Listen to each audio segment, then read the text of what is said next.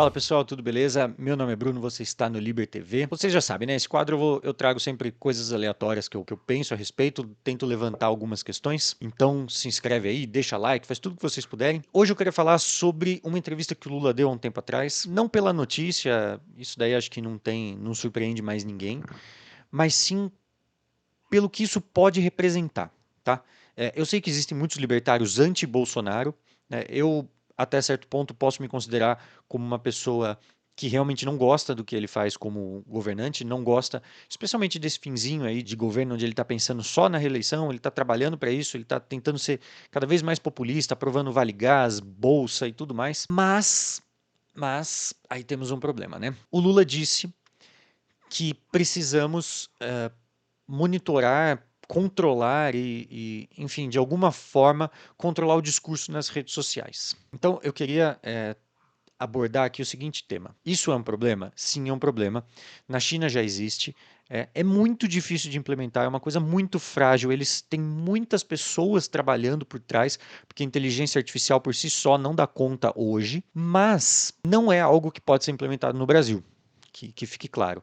Eles vão fazer exatamente o que o STF já está. Eles poderiam fazer exatamente o que o STF já está fazendo, que é pegar algumas poucas pessoas de destaque e colocar essas pessoas como exemplo. Coloca na cadeia, deixa lá por algum tempo, enquanto supostamente essa pessoa é investigada, tal. Mas assim, não vai rolar controle das redes sociais. Então, em relação a isso, fiquem tranquilos. Pode passar quantas leis forem. Já tem a LGPD, que é um excelente primeiro passo para esse controle das redes sociais, né? Muito bem dado, muito bem feito, deixa muita coisa em aberto para que realmente as redes sociais possam ser controladas. Mas o fato é que elas não vão, porque não tem como. Tá? Então, o que eu queria colocar é o seguinte: em primeiro lugar, se você pensa de alguma forma em tirar o Bolsonaro, pensa quais seriam as alternativas, tá? Seria o Amoedo, novo social-democrata, entre aspas, vamos colocar muitas aspas, liberal, pedindo lockdown. Seria o Lula, querendo controlar redes sociais. Seria talvez o Dória, para quem não é do estado de São Paulo, talvez não conheça bem o que aconteceu aqui, mas ele resolveu gravar até videozinhos onde ele terminava a entrevista e falava: Toma, Bolsonaro! Toma, Bolsonaro.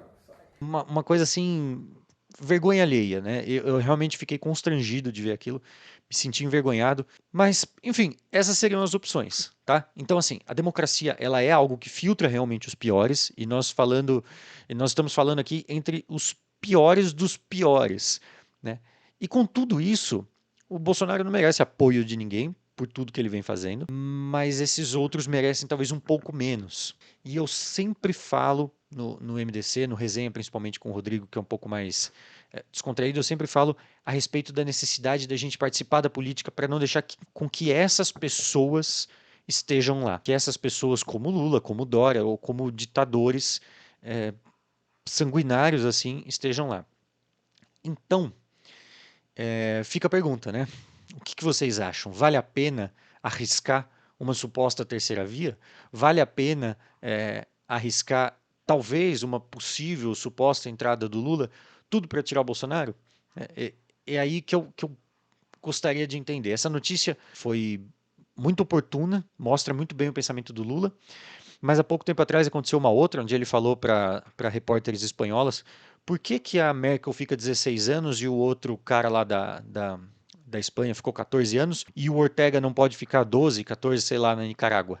Né? E a repórter, muito perspicaz, respondeu: Ué, mas eles ficaram os 16 anos, mas eles não prendiam opositores, né? Então, essa relativização, que inclusive a própria mídia brasileira vem fazendo, talvez não passe a imagem que a gente efetivamente deveria ter dessas pessoas, né? Bolsonaro está lá há alguns anos, muitos anos como um parasita, tomando nosso dinheiro, mas ele não está passando projetos para tentar restringir mais liberdades. Ao contrário, ele está sendo atacado porque ele tentou manter algumas liberdades. Né? O Lula, em compensação, passou diversos projetos tentando, inclusive, regulamentar a televisão. Né? Televisão, tudo bem, é uma minoria da comunicação, mas é isso. O primeiro passo é televisão, o segundo passo é rádio, o terceiro passo é comunicação virtual. E aí você coloca qualquer coisa, internet, rede social, blog, etc. Então, fica a pergunta, né? Será que vale a pena? Pensem a respeito disso. Eu, honestamente, vou até dar minha opinião aqui para não parecer o isentão. Eu acho que não vale, tá? Eu acho que, por pior que a situação esteja, ainda poderia ser pior. Então, eu não acho que vale a pena, não. Mas é isso aí. Falou, gente. A gente se vê semana que vem. Tchau.